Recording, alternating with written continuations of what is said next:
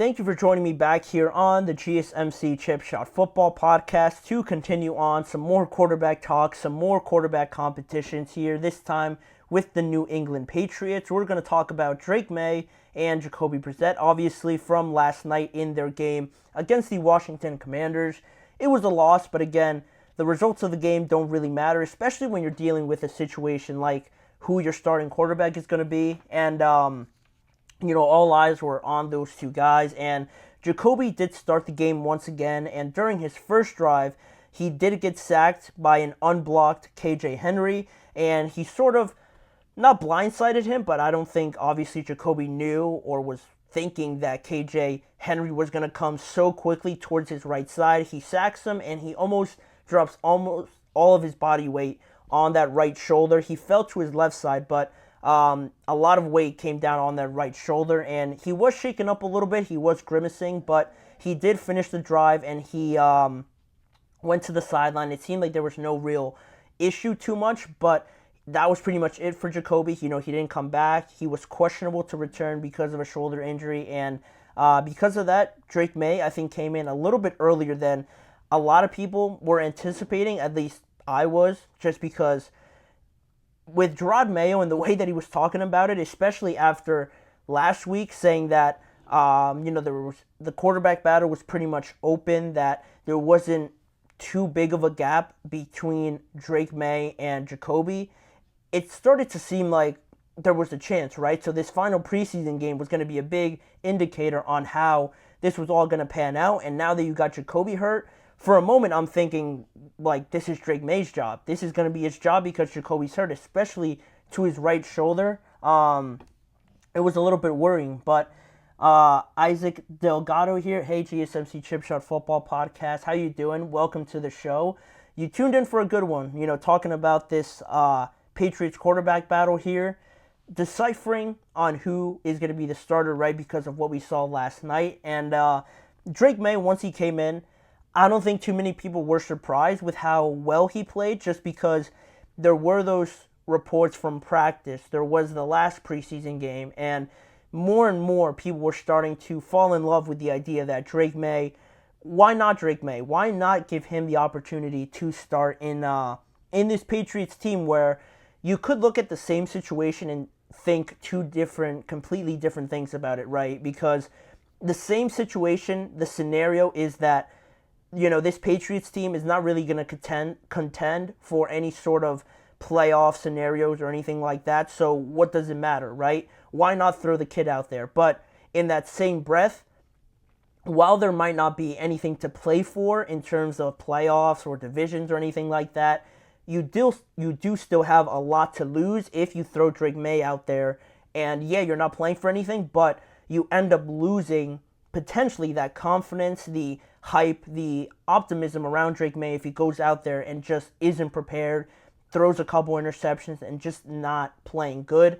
That is something you could lose. So that to me is why I feel a little bit more reserved as to starting Drake Maye right away. But in terms of how he played last night and sort of fanning that fire to be that starter for the New England Patriots, the Patriots, came back out, and Drake Maye was in at quarterback right away, and there was no specific diagnosis before I go on to Drake Maye on what the injury was to Jacoby, so we'll still keep an eye out on that. But when Drake Maye came in, he impressed right away just with his first drive, converting a 3rd and 14 right away with a 17-yard run, showing off his legs a little bit there, showing off the dynamism that he brings as a quarterback. So that was nice to see. And then he follows that up with another 3rd down conversion, a 3rd and 2, with a 29-yard throw to fellow rookie wide receiver Jalen Polk. So converting, great sign for Drake Maye right off the bat. And he ends that drive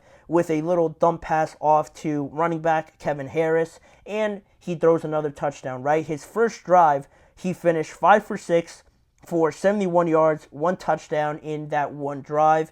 And he finished off his entire night being 13 for 20, 126 yards with 1 touchdown to end the first half. And that was pretty much the end of Drake Maye in that preseason game. So limited amount of time being thrown out there, but still pretty efficient night overall, 13 of 20 and 126 in terms of yards. Pretty decent for Drake Maye, but also something that isn't brought up a lot is still the struggles that the Patriots offensive line still has with just protecting Drake Maye or any quarterback that's back there. That still seems to be the overshadowing issue, whether or not it's Jacoby or Drake. If you don't have anybody blocking or if they can't hold it up long enough, it's not going to matter who the quarterback is out there. So, if anything, it gives you more reason to not start Drake, because if he's not even getting a throw off or he's just getting sacked and hit constantly, I'm not throwing my first round rookie quarterback out there for any reason. So that is that. After the game, Drake Maye, addressed the injury update on Jacoby Brissett, and he said that it doesn't seem like a serious injury. It seems like Jacoby avoided any sort of serious structural injury to his shoulder, and he also said that the plan anyway was to play Jacoby only 1 or 2 drives, and he said that he actually could have gone out there if it was a regular season game and tried to play through it, but it is the preseason. There's not too much writing on it as of right now, so he felt that it was safer to just sit him, throw Drake Maye out there, and they didn't lose a beat. Arguably played a little bit better, had some more excitement in their play, and now it comes the decision, right? Now comes, when do we decide on who the quarterback is going to be, and what does that mean for this team, right? Because teams are making their final roster cuts tomorrow by 4 p.m. Eastern time, and both of these guys are obviously going to make the team, but that is pretty much the last sort of landmark or milestone, if you will, for these teams to, get everything in line, know who's going to be on your team, right, finally, and then, the next week starts the official work week, right? You're going to have a few more days after you make the roster cuts, and then you start getting into regular season mode. And once you do that, you need to know who your starting quarterback is going to be. So, to me, similar to the Steelers, I would probably anticipate an answer no later than towards the end of this week, obviously, but at the earliest, maybe by Wednesday or even Thursday, if Drake Maye feels inclined to already know the answer by then. I feel like he has a good idea of who it could be. He actually said today, or late Sunday, that that Drake Maye actually, you could say, outplayed Jacoby Brissett in the preseason, or at least after spring training, but it doesn't necessarily mean that Jacoby is still not going to start, which I thought was a little confusing, just because, again, I'm still on the side of not starting Drake, but in that same breath, the idea of Drake Maye seemed to have been that if you, like he said, outplay somebody, you've earned that spot to start. So if he's saying that Drake outplayed Jacoby, at least in the preseason, then you would start to think that Drake is going to start, but even still, I feel like most people, we talked about Alex Van Pelt's comments last week on who should start, and he felt that Jacoby was in a better spot in terms of knowing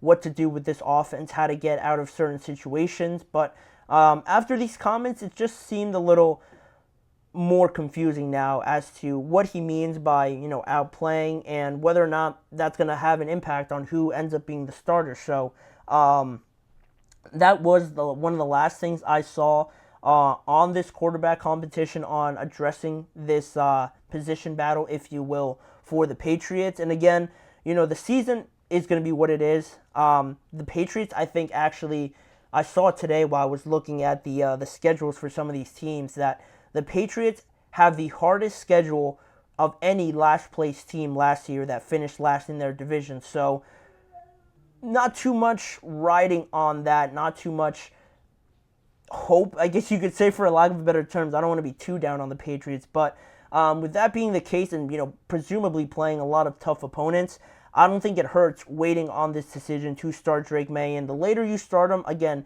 I feel like it wouldn't really affect the overall view of this team, but that's just me. There are some exciting pieces that they are going to work slowly into, like Jalen Polk is looking great. Javon Baker is another receiver that's looking great. If you can have all those guys sort of grow together and start to play around the same time as each other, I think that's one of the best case scenarios for this team at this point in time. So that's where the quarterback battle stands. That's where the Patriots and Jerod Mayo stand on who is going to start. Leave your guys' thoughts, too, on who you guys believe should start and who you think will actually start based on what Jerod Mayo is going to do. But for right now, that'll be all on the Patriots and their quarterbacks. And for the last segment coming up after this break, we're going to talk about Ja'Marr Chase, another wide receiver. We started with a wide receiver, now we're going to end with Ja'Marr Chase returning to the Bengals practice yesterday for the first time this offseason. And